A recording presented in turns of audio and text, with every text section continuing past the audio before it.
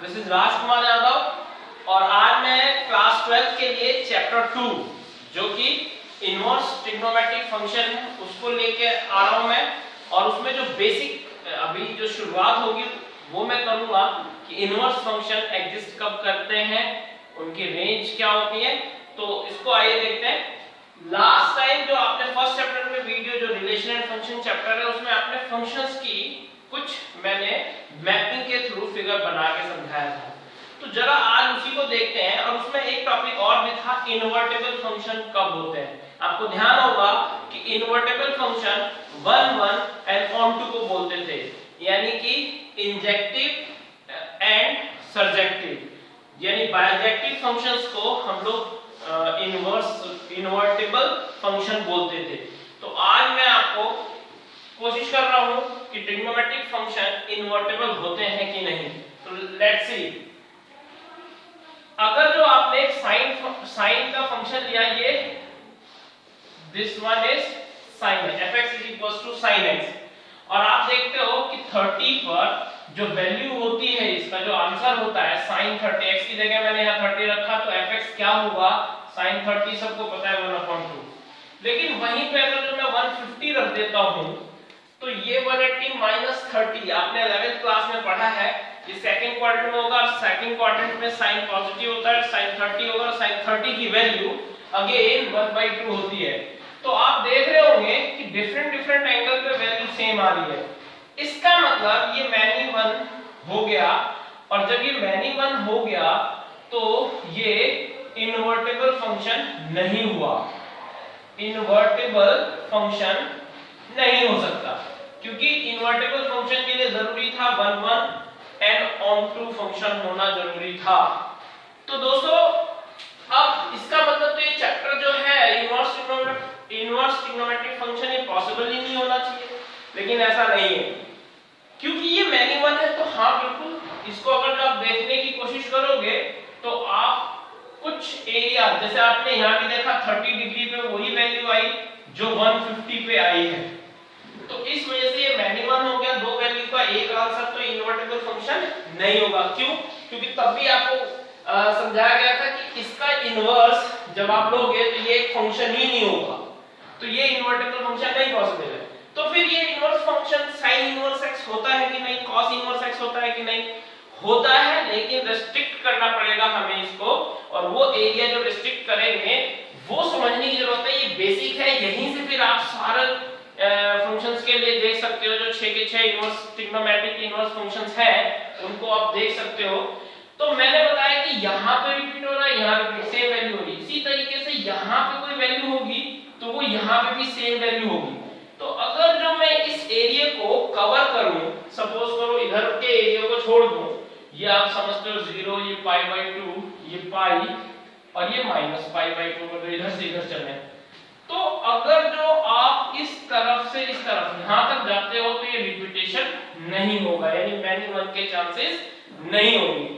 तो जब भी आप देखोगे कि एक खास रेस्ट्रिक्टेड एरिया में अगर जो हम जाए तो साइन का इनवर्स पॉसिबल है।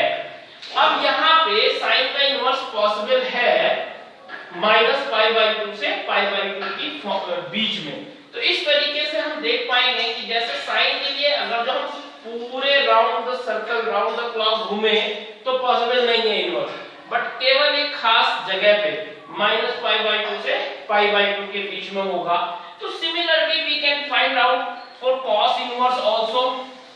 इसके लिए जो रेंज होगी वो आपको मैं बता दूं कि 0 से लेके पाई के बीच में होगी। तो कई बार आप इसको देख लें कि यहाँ रिपीटेशन पॉसिबल नहीं है, पर जो वैल्यू यहाँ होगी वही यहाँ फोर्थ क्वाड्रेंट में भी होगी।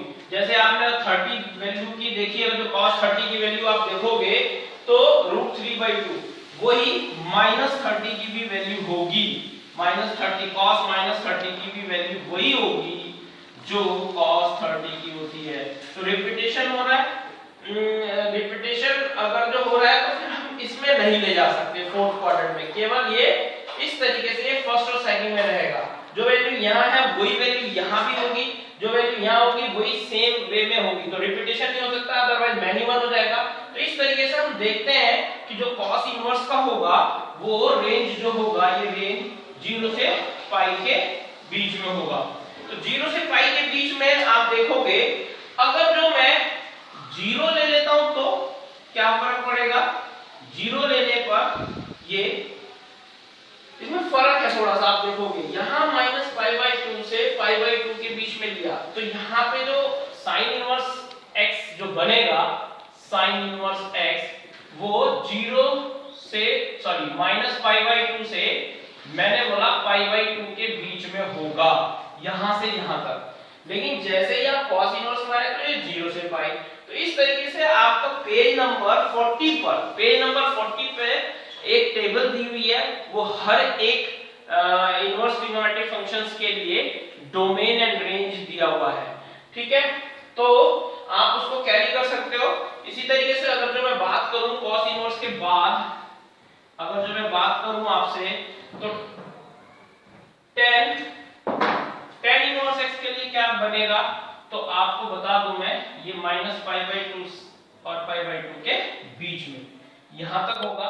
इसको थोड़ा सा ध्यान रखना है, आपने ध्यान ये रखना है कि क्या ये इंक्लूडेड होगा, π/2 और -π/2 पे नॉट डिफाइंड होता है तो आप इसे ओपन इंटरवल की तरीके से ले सकते हो, यानी कि -π/2 से π/2 होगा लेकिन ओपन इंटरवल मतलब दोनों नहीं होंगे, उसके बीच में सारा ये पॉसिबल होगा।